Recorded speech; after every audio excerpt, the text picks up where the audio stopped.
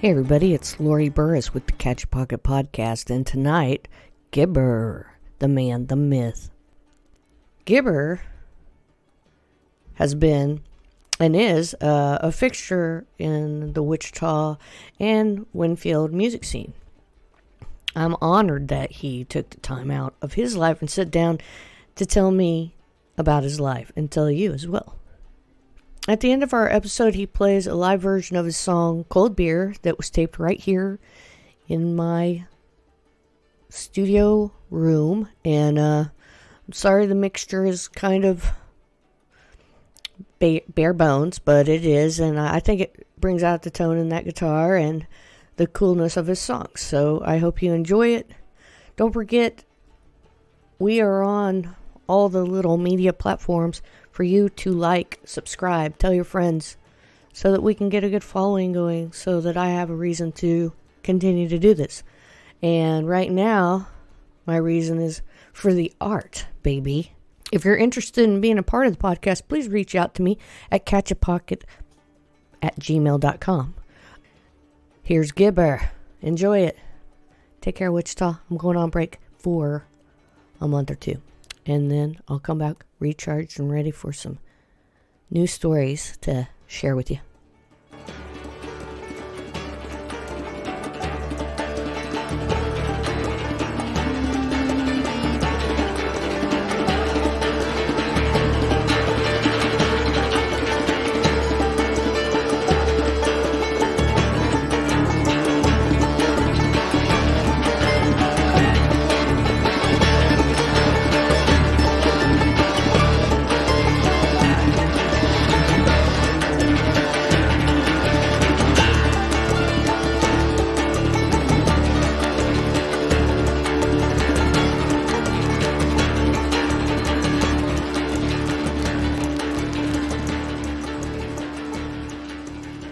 Okay, I'm here with Gibber and the Gibbs, and thanks for coming. Hi, Lori. Hey, thanks for coming on the podcast. I really appreciate you. Yeah, man.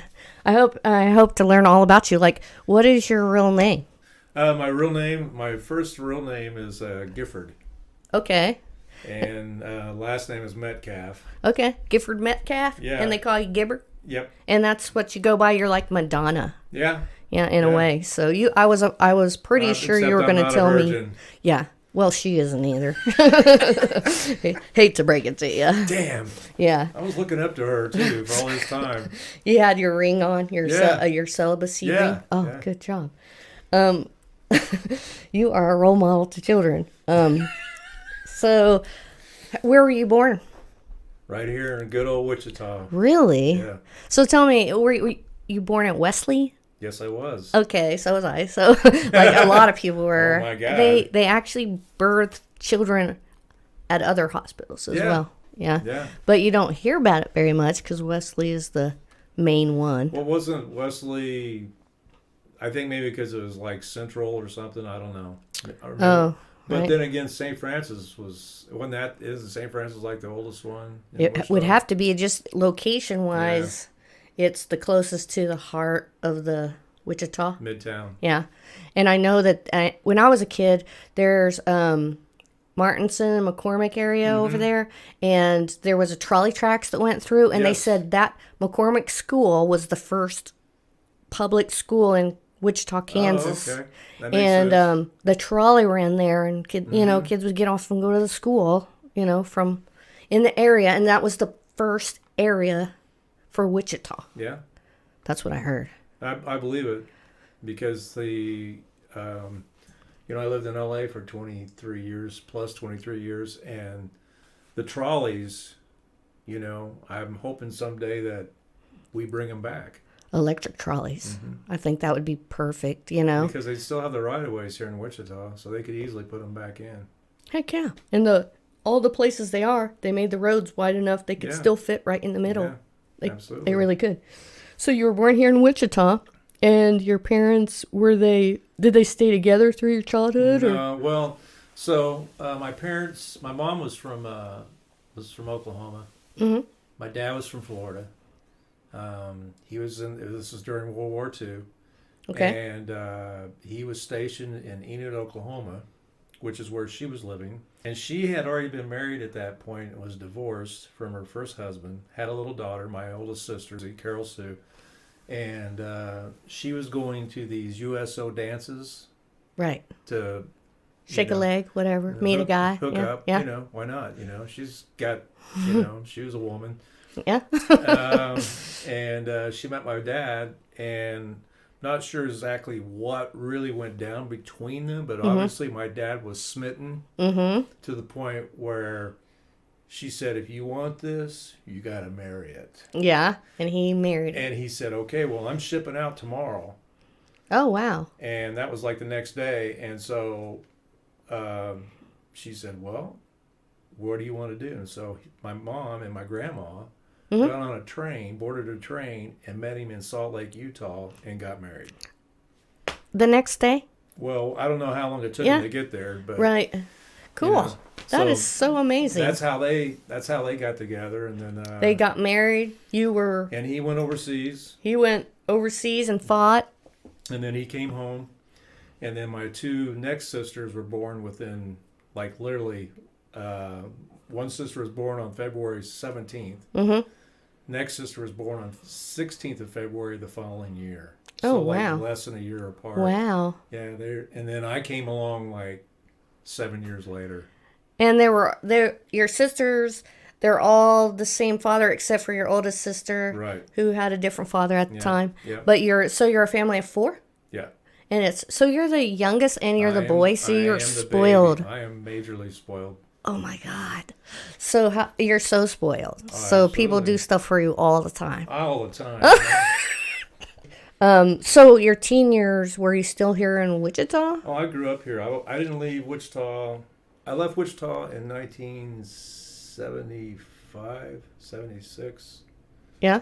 Moved to go see the world or whatever. No, I actually went down there to play in a band. Okay. Well, the same thing. Yeah. You play in a band, you do well, you get girls, you have a good lifestyle that's fun. So there's that. I'm getting out from here. I have to find my way and see what shakes out or whatever. Mm-hmm. And I think that's so good for people to do. So your teen years were here in Wichita, and you went to public school, South High. Oh wow! Were you a Titan or a Colonel? A Colonel. Oh right. So there you're dating yourself. I was the last Colonel. Yeah, the last Colonel. Well, I was the first 9th grader to go to high school. Instead of being junior high, middle school transition. So I went to junior high school, and then I went to high school as a freshman. Okay. And it was scary. I can imagine. It was scary. I was little. I was like 85 pounds wet. I can imagine, yeah. What school? There were full-grown women there. What high school did you go to? South. Oh, you were a South I'm a Titan. Oh, I'm my a Titan. God, you're a South Sider. Okay. Yes. That's our common camaraderie that I think we feel, or what is that called when you have that interconnection with someone? It's called connection. Okay. Yeah. So you can tell public school kid. What is that word? I don't know. It's connection. It's just what it is. It is what it is. Well, we're Southsiders through and through. There's a difference of it, South Side, than like the East Siders and the West Siders, and there was the North Siders, and we were the Southsiders, and we liked TAs and white snakes and we were also kind of like the scourge of the town, because you could be from anywhere in Wichita and be okay, but if you're from the South Side, like, you're from the South Side. Do you live next to a crack house? Well, they didn't have crack They house. didn't either. They did have canals, and they're like, do you live next to the canal? Oh, that was the question. The canal. Were you at the canal? Were you south of the canal? Yeah, we down used by to ride our bikes at the canal all the time. That was, our...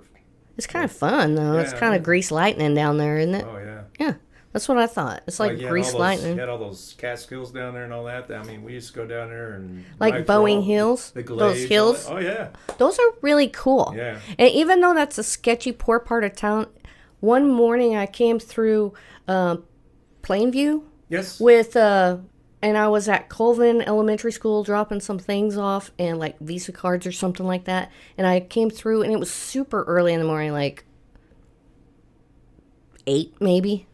and there was still a dew and there was still a fog, and you could tell how beautiful that land is.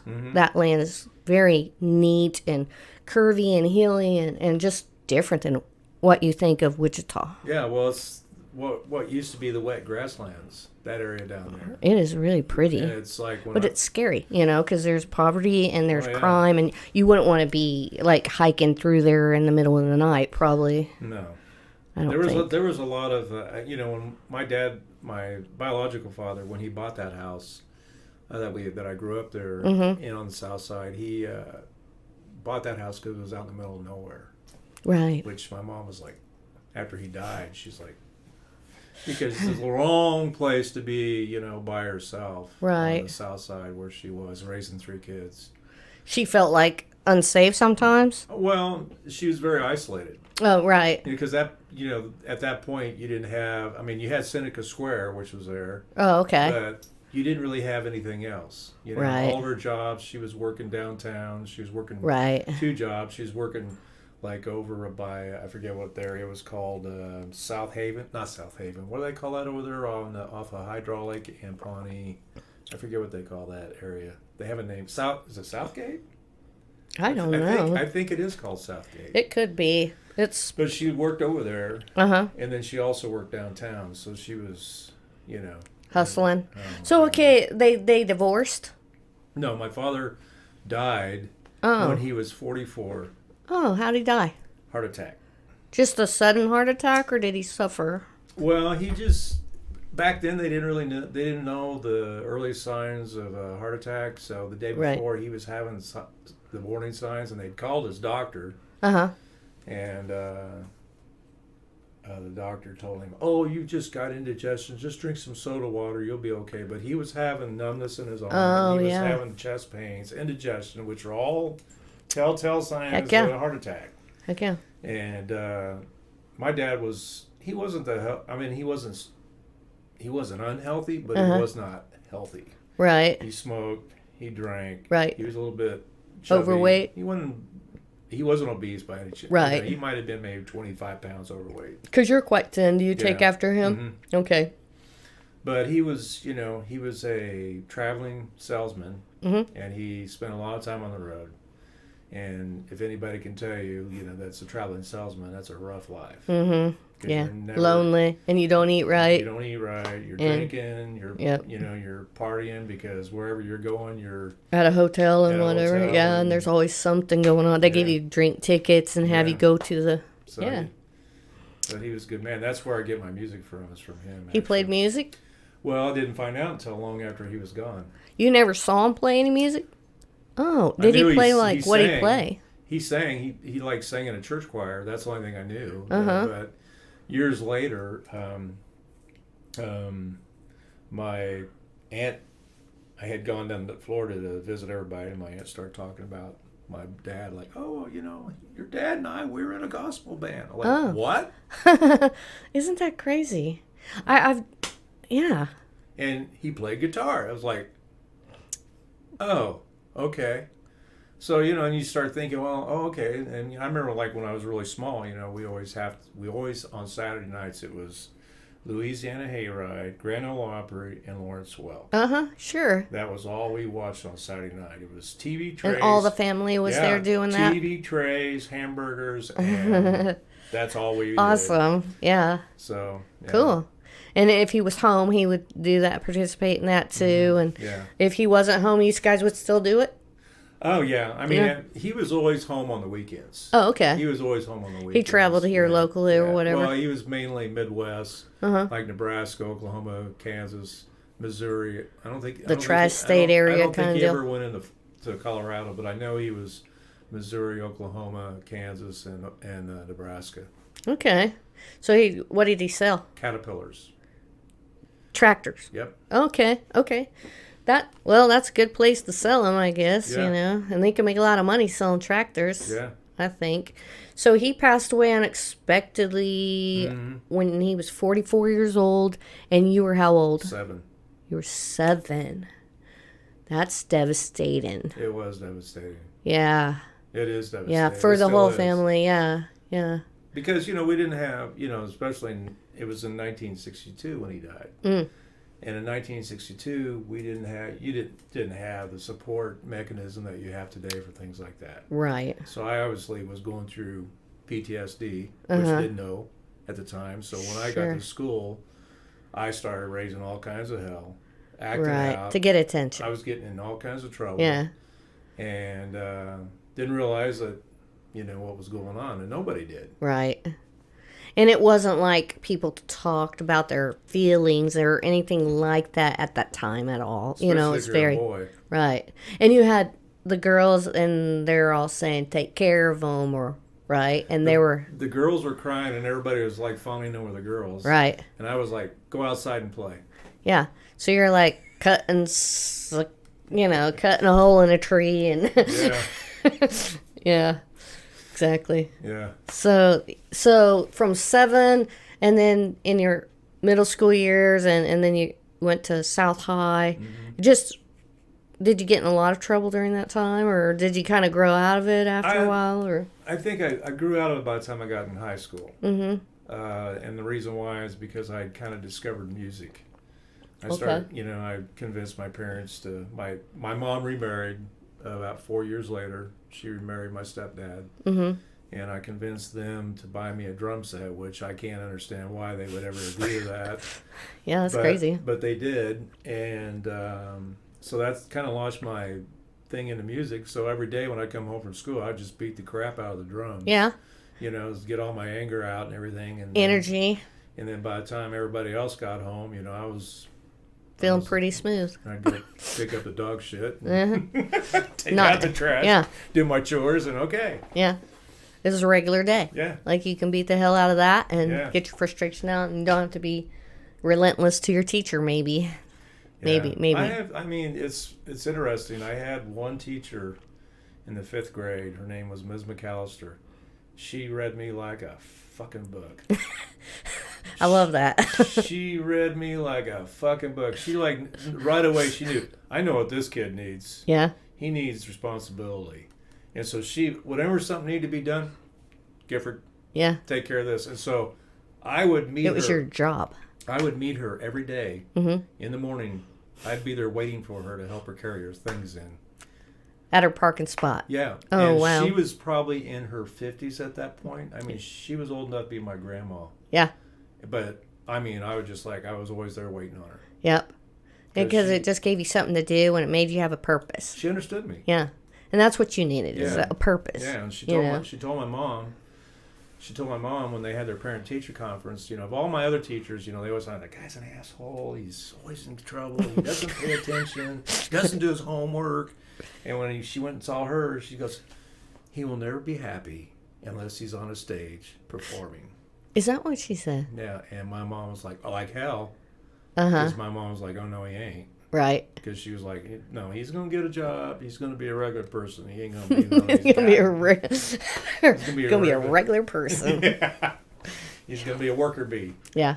She was going to get you into the mode. Yeah. To just be normal. Yeah. And fit in with society. Yeah. She didn't want to see you have to struggle and strive. Yeah. Because that's what, art is wonderful, and you're your own boss, and nobody tells you what to do, but it's also kind of lonely, and there's a lot of self-doubt, and, and it's hard. Very little reward. Right, and it's hard to expose yourself so much and not get enough feedback or adulation, or, and it feels almost bad. Even when it's positive, sometimes it's like, oh, man.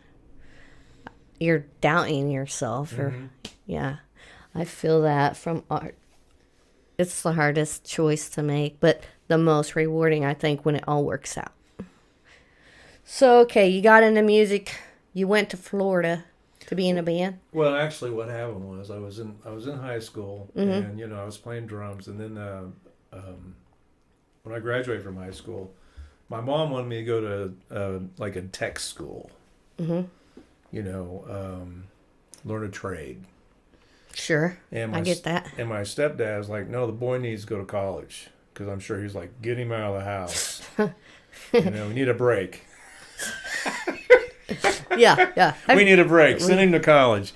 And so she fought him, and he went to the mat and got me in college. And of course, up to that point, you know, between the time that my mother remarried until the time I went to college, I just was like never nice to my stepfather. Oh, okay. I just treated him like a piece of shit. Yeah, Because I hated him. Yeah, you hated him. Because he wasn't my dad. Exactly. You know, and you know, who are you? I mean, you can't come in here and take my dad's place. You're not my dad. Right. So, I mean, I had a lot of resentment towards him. And then I got to college, and I had kind of gone through this religious experience. I decided I wanted to be a minister. Okay.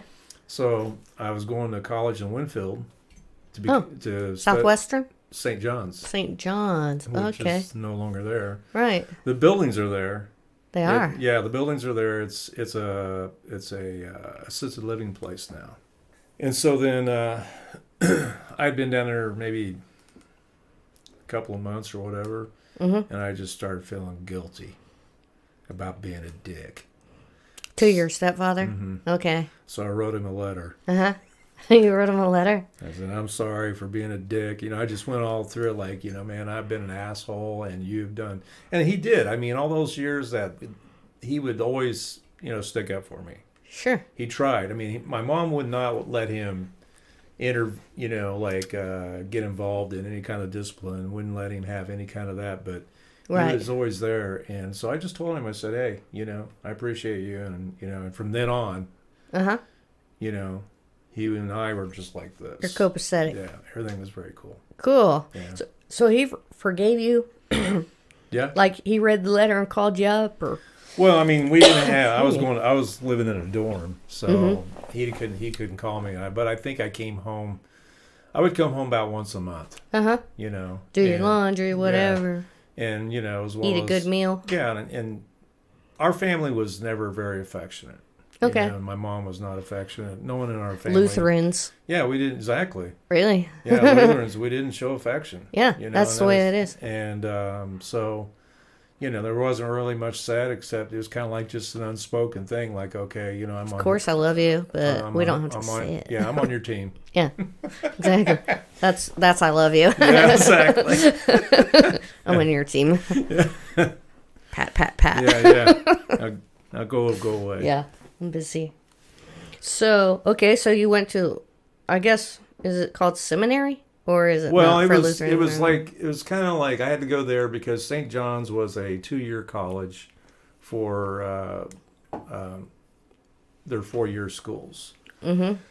And for Lutherans, you went there for 2 years, and then you went to college in Seward, Nebraska for 4 years. And then you went to St. Louis, Missouri Seminary, and that's where you actually became a minister. So it was basically 8 years of college is really what it came down like a to. doctorate in religion. Right. Basically. Right. So you know a lot about it. How long did you go before you bailed, or did you make it all the way through? Oh, hell no. After I think it was in my 3rd semester, so it would have been my second year. Second year, I was like, I'm done. But I went ahead, just switched my major to liberal arts. And then I got like a general ed. And then I transferred to Southwestern my junior year. Okay. And finished there? Got the degree? Nah, I dropped out. I decided I wanted to go make some money. Make money? What'd you do? Construction. Oh, man, that's hard work. Yeah.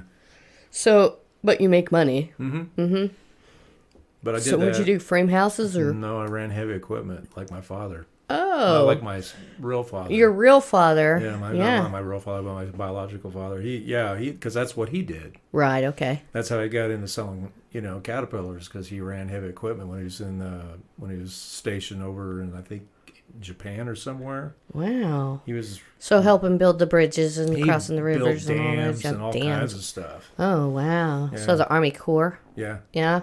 That's awesome. Yeah. So he was. So do you know how to drive? I used to. Most things? Yeah, I could. Those things beat the crap out of you. Really? Oh my God, yeah. Like I would go home at night. I'd just be like, because there's no shocks, there's no vibration. Yeah. You're doing this all day long. It's hotter and you're out there in the sunshine. Well, and then in the wintertime, you're not.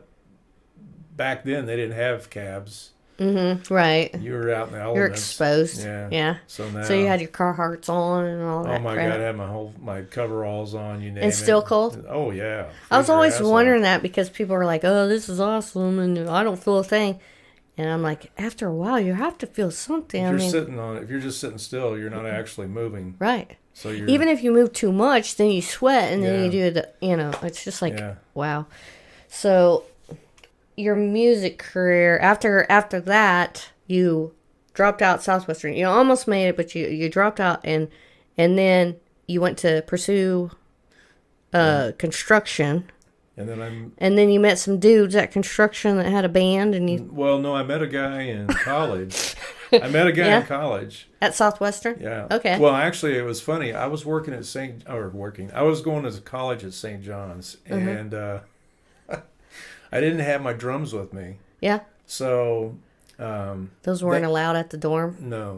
So, and the college is really small. I mean, it was a very small college. I think there was like 300 students there or something like that. Yeah.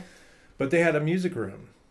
And I remember like one day I signed up for piano class and they had these like little studio pianos. Well, they also had a drum kit in there. Oh, they did? So I was like eyeballing that. So I thought, well, okay. So I would sneak in there at night and play the drums. Oh, really? When Yeah. nobody was there? Yeah. And it would be like at, 9 o'clock, 10 o'clock at night, I could get away with it because nobody was in there and they didn't lock anything up. Oh, that's crazy. And Yeah. some true, isn't it? Some guy was walking by that knew this other guy that was a guitarist and said, "Hey, man, I heard this guy playing drums tonight. You got to hook up with him." Yeah. So this guy shows up and like his black dude, Uh-huh. his name's Clayton, and he had this band, and I'd seen his band play one time. Yeah. I was like, "Oh wow!" And he'd actually got asked to play with Kansas.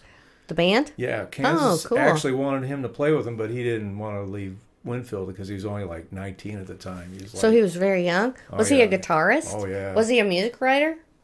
No, he was just a player, but he could play like you could not believe. And oh man, Clayton was... Was he, what kind of music? Jazz? No, like Rock? Oh man, he could Oh, play. cool. He was like Jimi Hendrix, like reincarnated. I mean, that's, Really? oh yeah. He could play that well. He could was an amazing guitarist, and we played together for a couple of years there in Winfield, and then a buddy of ours that we had played with there in Winfield moved to Florida. Okay. So we decided, he and I are going to move down to Florida and play music with our buddy Frank. And we're thinking, oh yeah, we're going to go down there and make it big, all this stuff. Well, Sure. The only thing is my buddy Clayton, being African American, Didn't want to go to Florida? well, Florida didn't want Clayton Oh, man. because he was black. Yeah, because Florida's full of... Yeah. And Racists. Where does Donald Trump live right now? Like Florida? Florida, yeah. Yeah, okay, So, it's still I happening. mean, I'll never forget the trip down there because he and I both drove our cars, and we drove from here through Dallas. I had my oldest sister was living in Dallas, and we spent the night with her one night, and then we took off, got down to Florida, and of course, right before we get into Florida, you go through Mobile, Alabama, and Yeah, Clayton was behind me. I was driving. I had a Carmen Ghia, and he's driving, I think, a Mustang or something. Yeah. And some cop pulled out, Pulls him over. didn't pull him over, but followed him all the way through town until we got through town. Uh-huh. And then because he was not going to let us stop there. Uh-huh. And we got about a mile outside of town, whatever, past, and Clayton comes up beside me, goes, like, signals pull over, and he's like, told me what happened. I was like, what? I said, dude, why didn't you flash your lights at me? He goes, what could you do? Yeah. I said, yeah, but man, if something would have happened, I would have been devastated. So Right.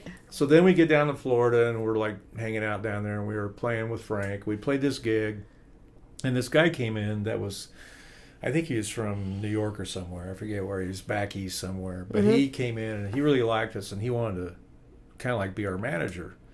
So he's like, hey, I want to take you to an after-hours club. And I'm like, okay.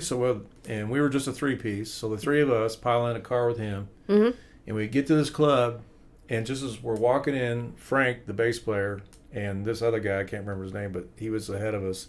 And then just Clayton was in front of me. I was the last guy in the line. And just as we're getting ready to go through the door, this big old white dude fucking puts his arm across the door and says, "No mixed dancing."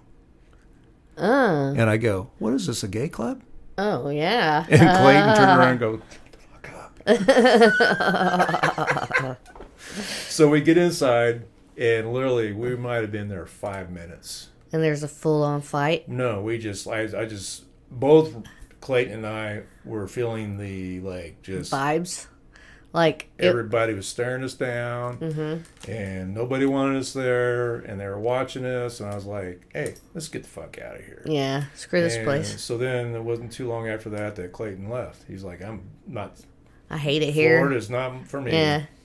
Yeah, I get that, man. If you're treated like shit all the time, why bother? It was just, to me, I had never looked at Clayton as being black. Yeah. Because he and I were buddies. Right. And, it wasn't really like your radar, on your radar. No, it just didn't even, like, compute that, hey, I'm hanging out with... nothing. Yeah. Like, he's going to steal my wallet any stereotypical thing, but just, this is a great guy, and he plays awesome, and he's like Jimi Hendrix. And he's a sweetheart. He was a sweetheart of a guy, and I remember, like... that's good that you were, like, for one thing... is that your first experience with, like, having a friend that was minority at all? Mm-hmm. That was it? That was your first? I went to, my best friend in high school was Hispanic. At South High? Mm-hmm. Albert Martinez. Okay. He used to pick me up every day in his 63 Chevy Impala. And you didn't really think anything little different of Albert either, so you were just kind of an open-minded person with people, and you got good experiences with minorities, so they didn't, like... beat you up and take your money or something like that would make you feel, I was never threatened. shitty. I never felt threatened. The only time I ever felt threatened was when, South High was having the riots in the 70s, early 70s. Like the first 2 years that they were busing... people from the north side over to south side, They were having riots, and that was the only time I felt threatened and I was always hanging out with the black guys. Right. I don't know why. I just seemed to connect with them. Maybe it's because you didn't connect with the white guys, right? I just wasn't a jock. I wasn't a jock. Right. I wasn't. I didn't really connect with those people. And then. Right. So the only time, like I said, I felt threatened was. The whites and the blacks were squaring off against each other in that main hallway. At South? Yeah. Yeah, okay. And they were like, and I saw one of my buddies, black buddies, over there, like, hey man, what's going on? He goes, I don't know, man, but get with your own people. That's what he said? Oh shit. And I was like, well, I don't know about you, but I'm going home. Good advice. I'm out. Later, brother. Yeah. And then the school called my mom. The school called my mom for being truant. And my mom's like, there was a riot going on. Yeah, there's like a fight, a street brawl in the middle, the blacks versus the whites in the middle of the A-hall or whatever. It was bad. It's like, that would be scary anyway. Racial strife to me is kind of the worst kind of strife because it doesn't have to happen and people are just choosing it. You know what I mean? There's not anything that would make you think in any way, shape, or form that someone who looks a little different pigment-wise than you has any different feelings or thoughts or, they're just different experiences. Everyone's different people, but we're all human, come on. It's not that hard. It's not supposed to be. Yeah, it shouldn't be. It's kind of stupid that it is, It's like some of us... If you have dogs or cats, and you have a red cat and a gray cat, they're still cats, Yeah. You don't have any problem with that. I have a gray cat, a red cat. No big deal. Now, they might have a problem with each other. Yeah, that's a cat thing, The great cat and I have an orange cat. She doesn't like other orange cats. She's like, I'm the only orange cat. Like, you gotta leave. Get out of my territory. My territory. So, okay. We're into adulthood now, so you are playing in Florida, your buddy leaves. Yeah, and I kind of felt like he abandoned me, even though he was doing it for self-preservation, which I didn't really fault him for, but So about 6 months later, through a couple of series of bad things that happened to me down there, my drums got stolen.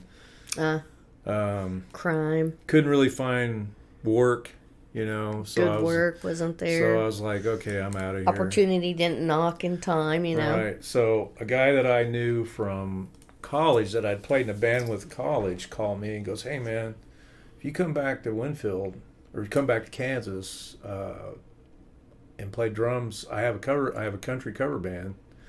And why don't you come back and play with us? And I was like, okay. So I packed my shit up, moved back to Winfield, and played in a country cover band. Played in a country cover band. Making a little money? Yeah, I was making $75 a night. Hey, that's pretty back good, then, man. 1975, 76, that's good money. Yeah, that's good money. So, and I didn't have to have a job, Right now, it'd be pretty good money. Oh, I mean, yeah, it should be nice. So I was living like high on the hog, because rent wasn't anything back then. I could play 2 nights and pay my rent. So I was, and plus Winfield is a badass little town. I love Winfield. It is cool, and it's pretty there too. And there was 2 clubs, 2 bars, pretty much. So You play some cover tunes. Oh, you learned a lot of country songs. Oh yeah. What kind? You have any that you remember? Merle Haggard. Good country. Buck Owens. Cool. I like that kind. All like those, Bakersfields and all the stuff. old school. Yeah. We didn't play because like in 1976, 77, which is when I was down there. It was before like Garth Brooks and shit. Well, yeah, so. and your outlaw country was just kind of getting started, so you were still playing kind of like your traditional country stuff at that point. Oh yeah, that's right. And so I was in a traditional country band, cool. And being a drummer is extremely boring. Yeah. Because you're just sitting back there going 1, 2, 3, 4, 1, 2, 3, 4. all night long. Yeah. So yeah, but then I finally got the bug that I wanted to start writing my own songs. Like I decided, hey, I got to learn how to play guitar and write my own songs. Cause, sure. I was always kind of like taking charge in bands. Like no, let's not play that. Let's play this. Yeah. Or it's kind of like picking the selection. Yeah. Or I'd help. What would work best with the audience that you're trying to get? I had a good feel for that. So then I ended up moving back to Wichita, but I was still playing drums, and but I started really wanting to like learn how to write songs, and so I started writing songs, and I bought like this little, cheap recorders, whatever, little cassette recorders, not even 4 tracks, just 2 tracks, and just bouncing shit, and eventually decided, I want to get the hell out of Wichita and go somewhere where music is happening. Matters and I'd actually what happened was I'd written a song, and I sent it into a music they had these songwriter competitions, and I sent it into this guy, or sent it in, and out of the blue, I'm working I'd actually gotten a job at Cessna. And my mom calls me at work, and she's all like, "There's some guy calls you here from Hollywood." I'm like, "What?" Hollywood's cool. I go, "What are you talking about?" She goes, "I don't know, something about a song." I'm like, "Oh, yeah." So I, of course, get off work, get home, call the guy. Yeah. I'm all like, "Oh my God, this is my big break." Yeah. So sure. like a dumbass, I packed all my shit and moved to California, thinking I was going to make it big, and yeah, not really. Nah. There's a dog eat dog out there, and they're all dogs. It's a rough rule. Yeah. It's so rough, and I mean, if you're not like, it's kind of superficial a little bit. Well, a little bit, and because of what it is. It's like the best looking, most rich, young, the most young, Yeah. most rich, yeah, and the smartest and the most talented. On top of that, they can whip out the shit too. Yeah. So it's like radical. Yeah. So that didn't work out so well. But I did stop. Mm-hmm. I kept playing guitar and but then I actually decided, what, I probably should stick with drums for a while because I really can't play guitar that well. And right, so it's harder and it's different. Played with a couple of different bands out there, and then I met this buddy of mine who became like, him and I became like this for 20 years. What was his name? His name was Randy, and he was a bass player. Yeah. And I had gone and auditioned for this blues band in Long Beach, and they were actually auditioning another guy on guitar at the same time. So when I got done with my audition, I'm like loading my drums out, and this guy's name was Pat, I think. Yeah. But no, Paul. That's right, Paul. Paul comes up to me and goes, "Hey man, these guys suck." He goes, "I know, but but I know a band that needs a drummer, a good drummer. So they're a rockabilly band, and you can play it." I'm like, "Okay, cool."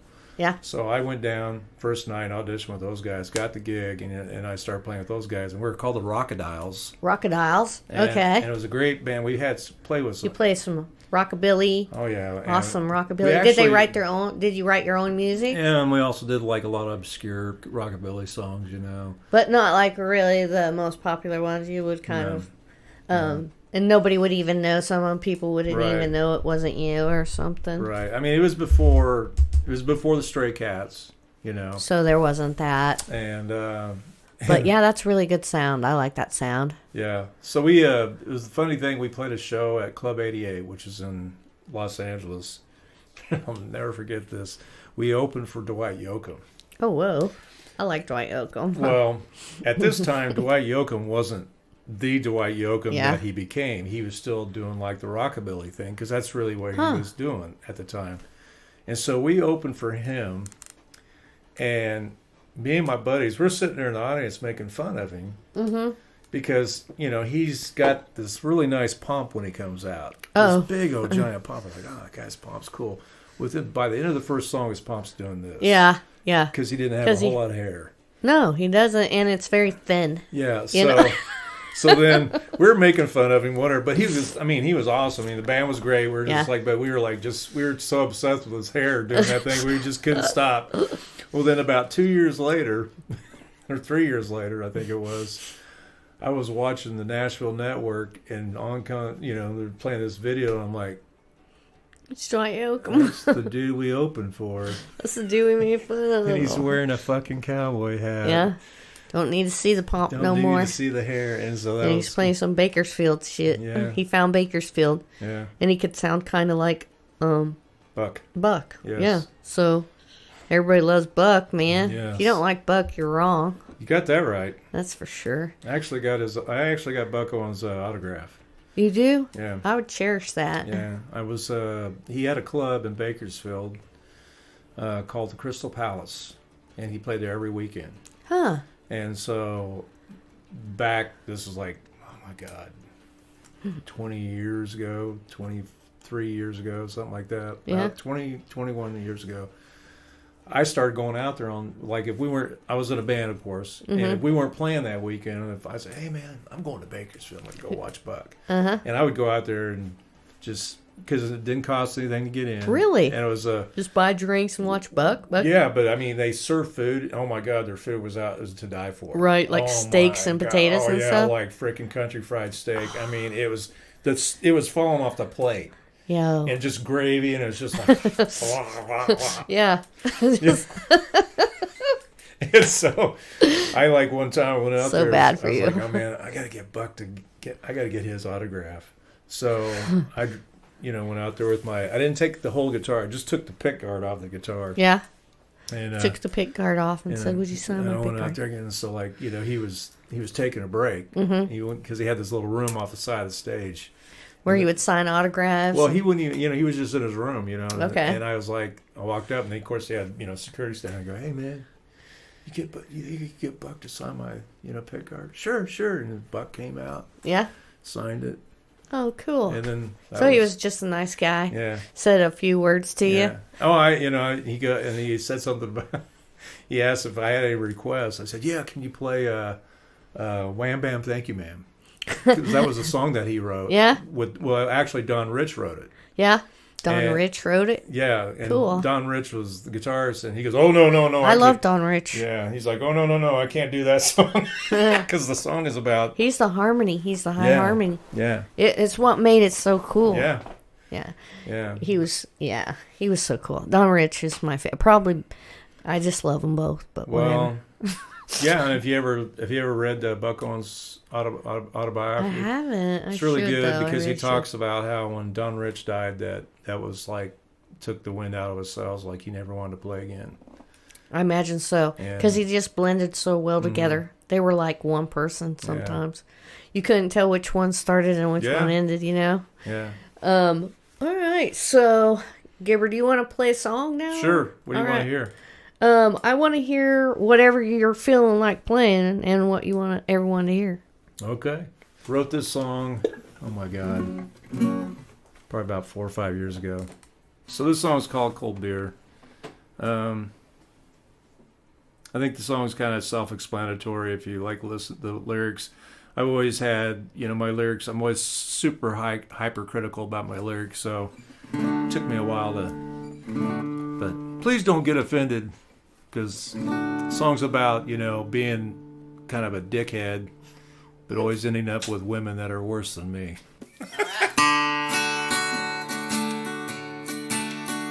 Cold beer, cold women, the price I pay. Ever since I lost my way. Cold beer, cold women, giving me a bad name, even though I know I'm to blame.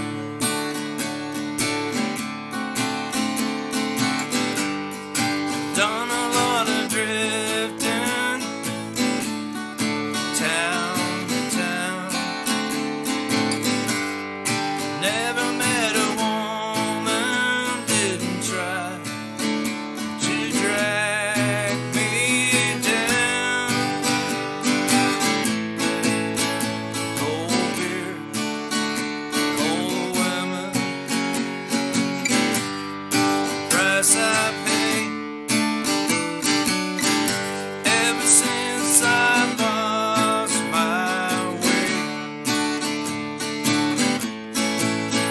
Cold beer, cold women,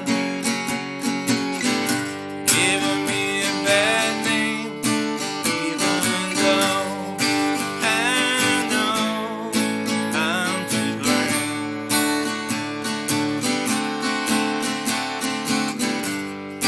Waiting for the cold wild wind to come.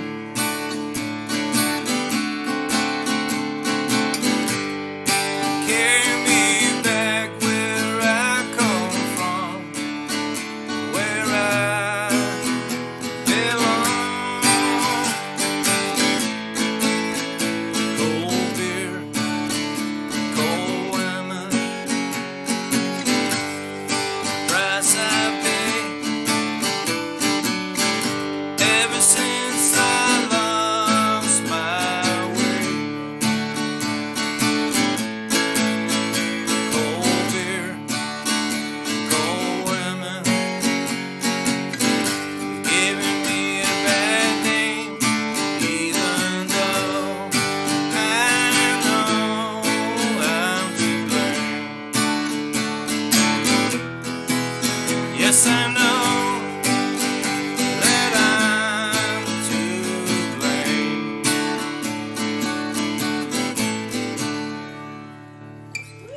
That's the edited version. That's the short version.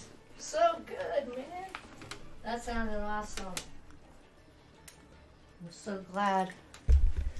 Beautiful. So what kind of guitar is that you're playing there? This would be a early 50s Gibson LG1. Nice. It sounds really cool. It's got that great Gibson sound. I have a 59 country western that I've had since I lived in Winfield. Oh, okay. And the story, you'll love this story. This is a great story. Okay. That's why I'm here. Because this is actually how that guitar, I don't take that guitar out very often because it's really my baby because I've had it so long. This one here? No, my country western. Your country western, yeah. It's a big body guitar and it sounds amazing. It's super loud, so that's why I didn't bring it because I was like, I would have been going like this. Yeah. But The story is when I was in college in Winfield, I was going to Southwestern. I was dating this girl, and I went into her. I was hanging out in her dorm room with her, and I saw this guitar case over in the corner. And I said, "Whose guitar is that?" She's like, "That's mine." And I go, "What kind is it?" She goes, "I don't know." What? I was like, "You don't know what kind of?" So I go over and I like open it up. Of course, I'm like, "Oh my God, it's a Gibson," because I knew enough, It's that like the light came out. yeah, I of was the like, box. "Oh, it's a Gibson," and she's like, "Oh, well, take it and play it." I'm like, "Okay." So I took it over because I was just trying to learn how to play guitar at that time. So I was like using it to kind of learn on. Oh my God, I love that guitar. Yeah. So when the school year was over, I walked back over and I handed her a guitar. She goes, "Oh no, you can keep it." I'm like, "No. No way. Yeah. Your mom. You're gonna regret this, lady. Your mom would be like, since she bought it for your birthday, I don't think that's a good idea." Yeah. So I said, but Buy it from her. if you ever want to sell this guitar, I will buy it. Yeah. I want to be So- the first. So this was in 75. This was when I just got When you said those words. 1975. So 2 years later, I'm living in Winfield, and I'd come back from Florida, done the whole 9 yards, and I was wanting to learn how to play. I wanted to write. This is when I really wanted to start writing my own songs. And so I was like, I wonder if Denise still has that guitar. You give her a ring? So I track her parents, I find her parents' number, call her. Back in the days you had to call information, all that bullshit. And parents are like, "Well, she doesn't live here. She lives in Lawrence." I'm like, "Okay, do you have her number?" "Yeah, okay, here's her number." So I call Lawrence, her apartment, and they answer the phone. "Yeah, can I speak to Denise?" "She's not here right now." I was like, "Okay, well, can you leave a message and tell her that Gifford called?" And I gave her my number and have her call me. "Okay, sure." Hang up the phone, and I walk into the back part of my house, and all of a sudden I hear this Yeah. at my door. I'm like, so I go to the door, open up the door. Denise is standing there with a guitar. With the case and everything? And I was like, "What are you doing here?" Denise! And she's like, "Well, you said if I ever wanted to sell this guitar." And I'm like, so she tracked me down. Awesome. I had no idea. So you had, maybe her parents relayed and she's like, I'm going to No. This was all in one day. Oh that my I called her gosh. parents and So everything. she was tracking you down the same time you were tracking her down? That's amazing. And she showed up at my door. She found me, and I was like, Cool. "Okay, that's my guitar," and that's been with me ever since. All right. It's beat up. But it's great. It still it's- sounds good. Oh yeah, I record. so with loud. I record with it all the time. All right. Well, that's awesome, man. That's a cool story. Yeah, it's one of those things where you knew, like, okay, this guitar was meant to be mine. Right. You cannot part with this guitar. It's part of your family. Exactly. You do not get rid of that guitar. Or else You are on my team. exactly. Love you. It's the most love that was ever Yeah. experienced Yeah. by the Lutheran family. Yes. Yeah. So cool. The last thing I do on this podcast is I ask you if you have a story of inspiration that you want to share with other people, or that something that inspired you that you want to share with other people. Well, I think mostly my mom inspired me and the reason why I say that is she never gave up. I'm 66, and most people at my age have given up. I haven't given up. I'm still writing songs. I'm still creating. I'm still recording. I'm still playing. So I don't think anyone is ever too old to stop doing what they love. If you love it, you keep doing it. When I was younger, people used to say, "Oh man, the Rolling Stones should have quit 20 years ago." Like, they love what they do. And what's wrong with that? Yeah, nothing. It's awesome. If you're physically able, you got nothing holding you back, then get on it and keep doing it, because at some point you won't be able to do it, and then you'll be like, "Fuck, I should have kept at it." Doing it. So that's the only thing I can say is just keep doing it. Keep doing it, man. Don't stop. That's great. That's awesome. And so Gibber, thank you so much for being a part of this and catching a pocket with me today. Well, thank you for having me. Cool, man. Come back anytime. Absolutely. Thank you. Mm-hmm.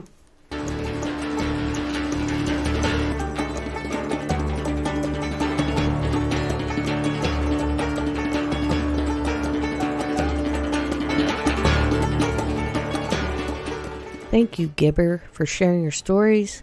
Thanks for coming on the show. Thanks for all the artists and cultured people of Wichita and the surrounding areas for participating thus far in this show, the Catch a Pocket Podcast, brought to you by me, Lori Burris. And I'm just a true fan of Wichita, art, music, food, all of it. Culture. The more you can have, the more you can contribute to your society and your surroundings. So support your local artists. Get out there. Go get your immunization and get out there and join the living this summer. And appreciate your life after having a year of kind of solitude. Catch Your Pocket Podcast music is brought to you by Kirk Rundstrom. Thanks, Kirk, for the music. We appreciate it. And just send good waves out there to all the people suffering. And follow us and like us on Facebook and Instagram. Mostly. We're going to take a little short break and get some summer vacation hammered out, and we'll catch you guys next time. I hope you guys catch a pocket you can be proud of. If you have an idea for the show, email me at catchapocket@gmail.com. I'm listening. Talk to you later.